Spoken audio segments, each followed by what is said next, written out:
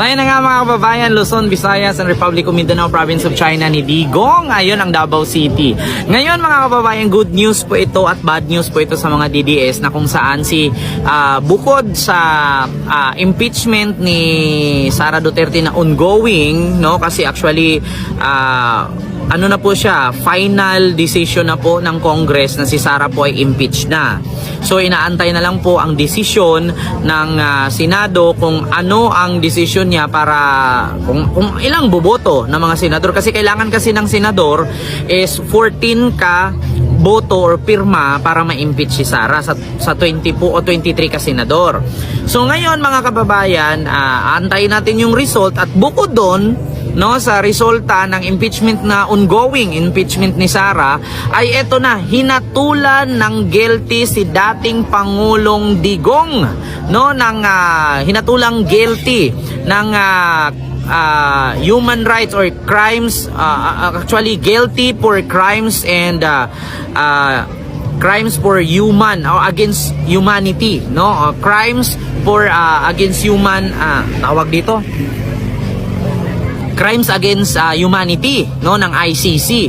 So dito nakalagay Duterte guilty for crimes against humanity, warrant of arrest is coming. Mga DD shit, sikat lo din nyo.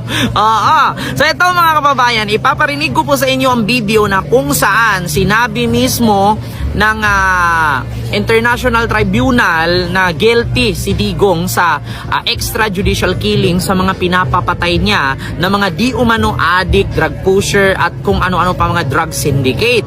So ito po mga kababayan, pakinggan nyo po. Therefore, that the defendants Duterte and all other defendants are guilty, and all other defendants are guilty for crimes against humanity, war crimes, and violations of law and legal instruments referred to in this indictment. This is the verdict of the International People's Tribunal against President Rodrigo Duterte. Based on the testimonies presented before the court, the president is guilty of human rights violations in line with the alleged extrajudicial killings in relation to his campaign against illegal drugs and political persecution of some activists. So ayun po, no, mga kababayan, so klarong-klaro po na hinatulan po ng guilty sa crimes against humanity dahil sa ginawa po ni Digong yung kaniyang war on drugs at yung extrajudicial killing sa Davao Death Squad. So pinaghalo-halo na yon, at hindi po sa porket guilty si Digong, pati din po ang kanyang mga alipores at